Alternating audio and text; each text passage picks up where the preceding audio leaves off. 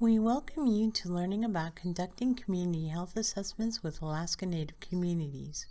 There will be 3 of us sharing with you today. This presentation is intended to help you in designing your community health assessment process in a way that respects the strengths and traditions of Alaska Native cultures.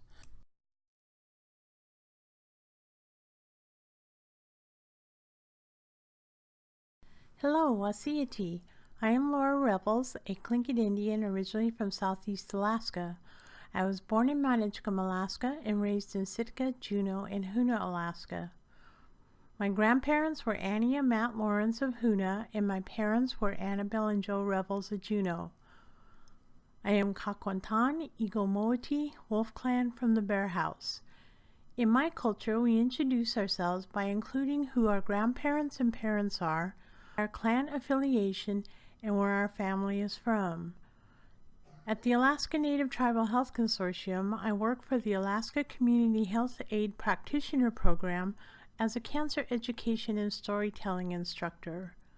I have been working in tribal health for over 18 years, and I will be sharing an overview of the Alaska Native people and their cultures to help bring understanding when working with Alaska Native communities to conduct community health assessments. Halito, my name is Nanette Starr. I'm a Choctaw descendant from Oklahoma Nation and grew up in the lower 48. I was raised hearing stories of Nunapachuk and rural Alaska from my family that lived here many years ago. I'm a senior epidemiologist at the Alaska Native Epidemiology Center. Waka, my name is Rochelle Greenlee. I am a Yupik woman from Southwest Alaska, born in Dillingham, raised in Togiak, and currently residing in Anchorage. My maternal grandparents are Mary Nanaluk and William Kupchayak. My paternal grandparents are Lois Patrick and William Greenlee. My mother and father are Dorothy Kupchayak and Russell Greenlee. I am a program assistant at the Alaska Native Epidemiology Center. The cultures of Alaska. We will start off by sharing an overview of the indigenous cultures of Alaska to set the broad context for conducting community health assessments in Alaska Native communities. Alaska has 229 federally recognized tribes, which are served by the Alaska Tribal Health System. In most areas, the Alaska Tribal Health System is the only healthcare provider available. When we talk about the Alaska Native people, we usually talk about 5 cultural groups. These groups have cultural similarities or geographic proximity. I'll tie things to my culture, Clink, as it is the culture I know best. We are a diverse people: Yupik, Chupik, Athabascan, Aleut, Anungan, Aluktik, Inupiaq, Clink, Haida, Tsimshian. We're also very diverse within our tribes. Colonization has given us a mix of not only our own Alaska Native cultures, but also of Russian, African American, Mexican, white, and so on. However, we usually identify ourselves with our tribal heritage.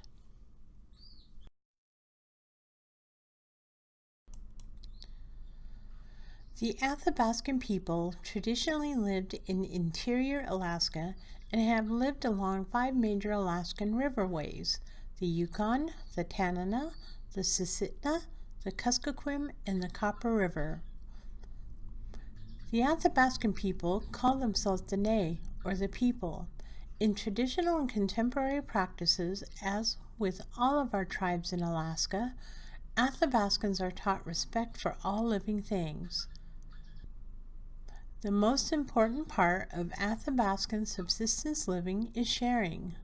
Hunters are expected to follow traditional customs for sharing in the community. In my tribe, the Clinkets, those of us who hunt, fish, and gather are also expected to get enough to share with our elders and other community members who are unable to provide for themselves. This is a common value amongst the Alaska Native people and is also a part of another common shared value of honoring our elders. The Aleut, also known as the Anungan people, live in South and Southwest Alaska. They are maritime peoples surrounded by the vast waters of the North Pacific and Bering Sea. Knowledge of these resources and skill in harvesting them define the cycle of life in a village. The intensity of the weather that travels through these islands governs activities more than any other factor. The Anungan culture was heavily influenced by the Russians, beginning in the 18th century. The Orthodox Church is prominent in most villages. Russian dishes are made using local subsistence food, and Russian words are part of the common vocabulary of the Anungan language. The Alaska Native languages are complex, and to try to simply translate English to our languages does not work.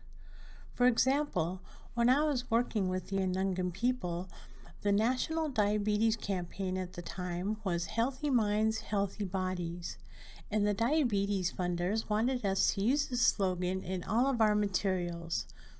The problem was, when it was translated into the Anungan Eastern dialect, the slogan came out to raw minds and raw meat. Not an effective slogan, to say the least. The Inupiaq and the St. Lawrence Island Yupik people, or real people, are hunting and gathering societies. They continue to subsist on the land and the sea of North and Northwest Alaska. They have thrived for thousands of years in the Arctic and have relied on an intimate knowledge of the environment and the values of sharing and cooperation. A subsistence lifestyle remains an integral part of the Inupiaq way of life. Sharing and cooperation is a common thread amongst the Alaska Native people. The Southwest Alaska Native people are named after the two main dialects of the Yupik language, known as Yupik and Chupik. The Yupik and Chupik still depend upon subsistence fishing, hunting, and gathering for food. Their elders, as all of our elders, still tell stories of traditional ways of life as a way to teach the younger generations survival skills and their heritage. The Yupik and Chupik people dwell mainly on the west and southwest coast of Alaska. They are similar to the Inupiaq people further north, and you may hear the three peoples, Inupiaq, Yupik, and Chupik, grouped together in one word, Eskimo. The word Eskimo was generally and is still used to categorize the Yupik, Chupik, and Inupiaq people. However, in some of our communities, this word is considered unacceptable as it has a derogatory connotation with it, and it is more respectful to refer to them as just who they are, the Inupiaq, Yupik, or Chupik people.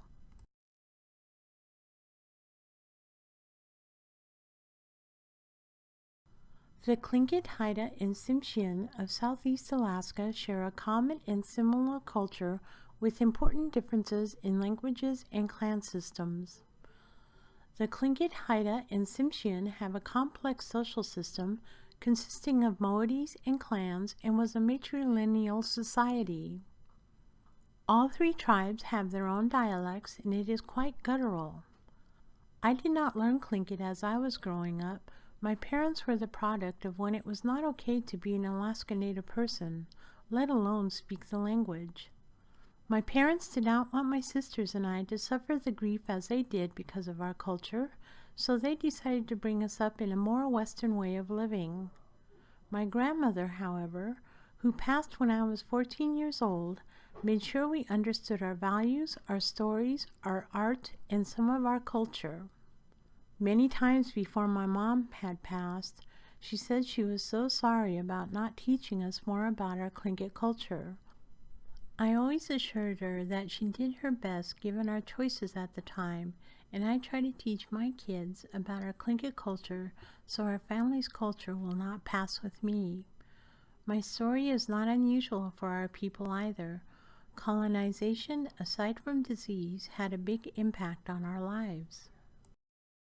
Although some of our traditions, stories, and values have been lost due to colonization and disease, We are continuing our traditions and in some cases restoring certain cultural beliefs and values. We are also incorporating our own approaches to healing and wellness. Our Alaska Native cultures and values influence our interactions with one another, with our community, and with our environment. There are some important values, such as these listed here, that all Alaska Native cultures share. One of our strongest values relates to our spirituality. Our spiritual value of seeing connections, that all things are related, has not been lost. However, many Alaska Native traditional spiritual beliefs have been lost, and our cultures have been heavily influenced by the Russian Orthodox and Catholic churches. In some of our communities, you may need to invite and/or be accompanied by a member of the church when you are working within that community. When I worked with one of our regions, Russian Orthodox was practiced there, and when I was doing community outreach, I had to have a member of the church as a part of my advisory and include them in my communications with that community. The way we understand and accept information, people, medicine is influenced by our cultures, by our values, by colonization, by our worldview and knowledge systems. This diagram captures some of the critical elements that interrelate when indigenous knowledge systems and Western science traditions are put side by side and nudged together in an effort to derive synergistic benefits. A good example is to take a look at the traditional ways of knowing around healing. Tribes take a holistic approach to healing and look at the whole person, where the science model typically looks at parts of a whole, the symptoms, or the area of concern.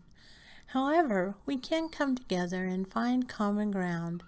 Our honesty, open-mindedness, and understanding of cycles of change are examples of what both knowledge systems have in common. Storytelling is used by our cultures to communicate, heal, share knowledge, and to pass on traditions. In our cultures, stories can be song, dance, art, and oral. Storytelling has been used for generations to pass on knowledge, traditions, and values. We use it to communicate what is acceptable and what is not in our communities. Storytelling can be used to entertain, to share, and to explain experiences. These beaded squares are from one of my favorite story projects that I was honored to do with Alaska Native cancer survivors. The question that was asked of the survivors was, "What does cancer mean to you?" And then they proceeded to bead what it meant to them. It was one of the most rewarding projects I've ever been involved with. This beaded piece is one of the reasons why I'm so involved with cancer education and building cancer support groups for our people. It is a story of cancer and how it impacted multiple villages around a single village. The center of this grass weaving represents how close these communities were. Then cancer entered their villages, and each of the blue beads represents someone who had cancer.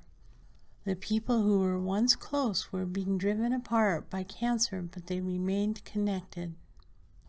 Western culture often shares health information through bars and charts, which is also important.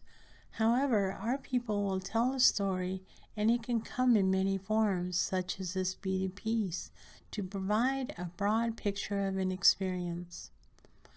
When I saw how this one village was impacted by cancer, how isolating this one disease was making our people, I knew I could not stand by and not help those who would follow. I want to help change the story of cancer for our people, and that's what brings me to tribal health. And one day, I hope to see no blue beads or isolation caused by disease. This is only a small snapshot of the Alaska Native people. We all have traditions, values, ways of knowing, and ways of speaking. And I hope this helps you to begin to understand who the Alaska Native people are and how this understanding may help you when working together with Alaska Native communities to conduct community health assessments.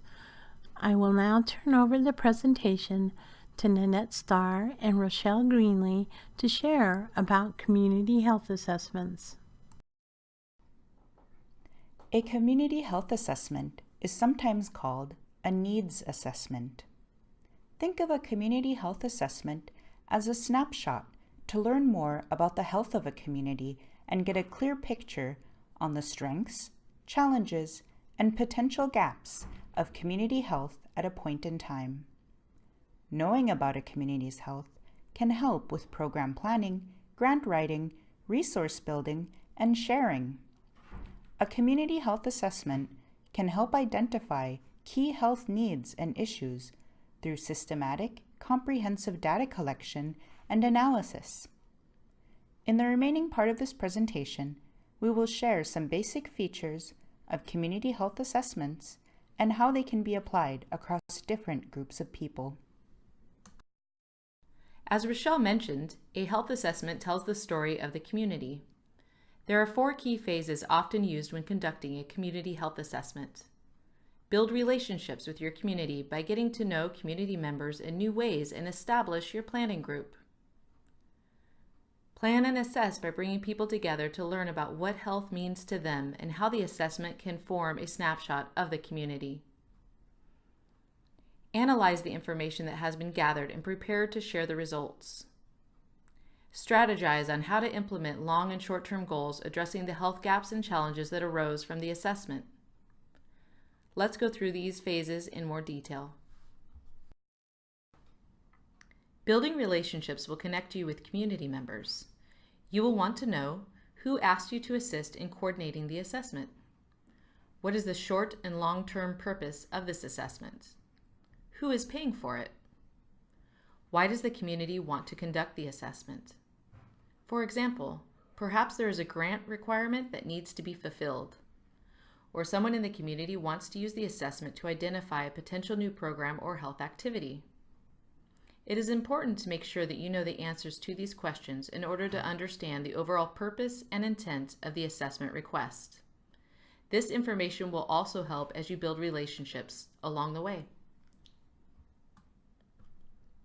Before you even go into a community to do any kind of surveys or work, you should approach village leaders with your plans to basically get their blessing. Even as someone who grew up in a rural village, I would still get a village leader's permission out of respect to the people, so they don't just feel like test subjects without a say in what's going on. The assessment should be driven by community needs, interests, and engagement from the beginning. Know who the key decision makers are, such as elders and cultural leaders. Sometimes these will be the same people, and other times they will be different. A community planning group will help develop the details of the assessment and to ensure you have the feedback and expertise of community members throughout the rest of the assessment phases. You will utilize their expertise to vet all materials and actions. Members of the planning group should include those that are culturally knowledgeable of the community's values, customs, and language. Ask community leaders who they recommend you talk with and invite to the initial group. For example, is this health assessment going to be focused on youth or elders? If so, make sure that youth and elders are invited. Subgroups may be more efficient for reviewing survey tools, planning events, and gathering data. Base the groups and the activities off of individual strengths and what people may want to contribute to the overall process. Remember, it is likely that all planning group members are volunteers. Be sure to acknowledge their time and commitment. Be sure to ask not only who should be invited, also how to invite people to the table. For example, a community found that one-on-one interviews and surveys worked best for them due to the fact that many of the community members were affiliated with multiple groups within the community, and they were more comfortable with a face-to-face method for privacy and providing details. Also something to remember, even if you do a community event or have formal participants, you should be prepared for well-meant, unsolicited advice from people just dropping by to share a thoughtful tidbit. Be prepared to have the materials to record these non-traditional encounters. In one region, the different communities held different engaging activities based on the community and what interested them.